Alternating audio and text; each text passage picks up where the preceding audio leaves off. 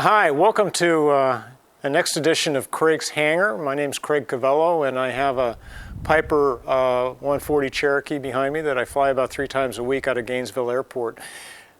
Getting ready to fly in a couple of minutes, but I just wanted to create this quick video. Something interesting happened to me back in January that I think is worth sharing. I was taking off from this very airport off of runway 18, which had, I think, winds at 10 knots out of 190, so it was all good. And I was going to do some touch and go practice. So on the first turn left traffic around the pattern, as I was turning base to final, I noticed something off of my left eye down there, and it looked like a model airplane. And I couldn't quite tell what was going on. Did my touch and goes, went around again. The second approach on final, I saw it again, and it turned out to be an ultralight that was taking off, or I don't know exactly what they were doing, off of runway, what would that have been, 13. And coming into my line of sight, landing runway 18. So it made me nervous. There wasn't anything on the ADS-B traffic screen on my iPad, so I knew for sure he didn't have a transponder, whatever this was. It almost looked like a kite.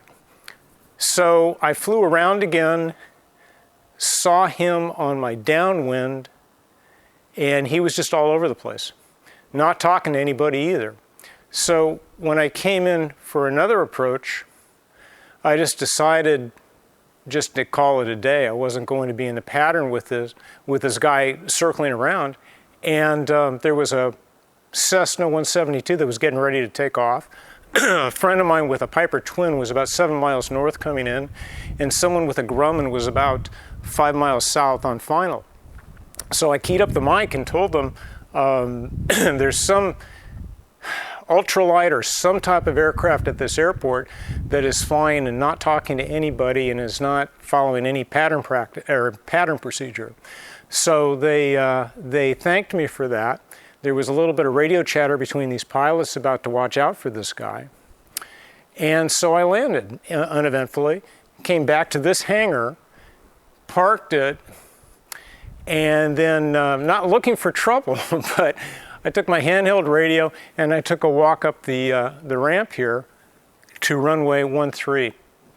And sure enough, there was somebody flying some type of ultralight. I don't remember the name of it.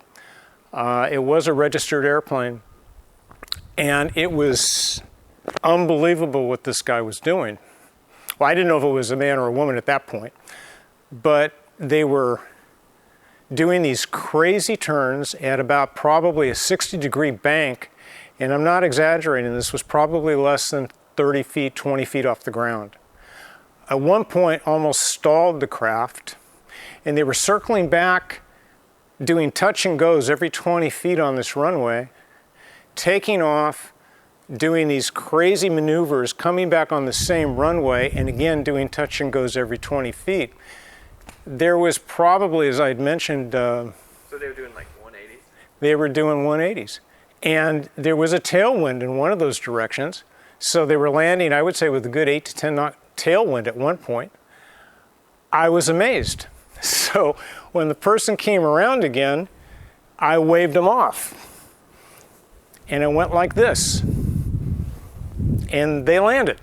And they started taxiing towards me.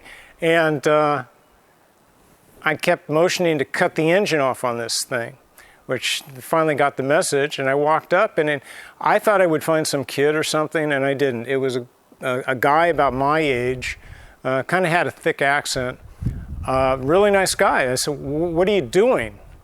And he said, "Well, I was practicing emergency landings." And I said, "You know, I had to stop my pattern practice because you almost flew into me a couple of times. And you're not talking to anybody. And I don't understand how you're not flying a standard pattern here or obeying any of the airport rules or logistics. What are you thinking?" He goes, "Well, I have this on my farm, and I thought I would come over here and practice. And I was trying to be nice, but I'll be honest, I said, well, this is not your farm. And I said, you're not talking to anybody. He said, well, I don't have a radio. I said, they're $200. Buy one. Buy a handheld. Nobody knows your intentions around here. And I said, the biggest problem that I see on here is that you're not talking to anybody. You're not following any type of traffic pattern, altitude, or procedure. And you're also doing dangerous maneuvers, violent maneuvers very close to the ground. I said, you're going to kill yourself. And he said, well, no, I have thousands of hours. And I said, respectfully, I've got thousands of hours too, and I've never seen anybody fly the way that I just saw you fly. And I said, to be honest, I thought you were drunk. And when I said that to him, that got his attention. He realized that I was serious, and he didn't realize that he was being as reckless. Maybe it was complacency, I don't know. But I walked away from the experience. I felt, first of all, you need to speak up, and I'm glad I did, because I probably maybe saved him some grief or saved it from him hurting somebody else. That was number one. Second, it reinforced the need for me, to scan always on the outside, fly the plane and look out. The ADS-B traffic in as a tool, just like anything else. But he was a ghost. He wasn't there, and he wasn't talking to anybody on comm either. So it just reinforced that, ADS-B, I love it. Traffic in is great. Don't act like your life depends upon it, because you need to look with your eyes out the windscreen and see what's going on. So that was number one. Number two, speak up if you see something unsafe at the airport.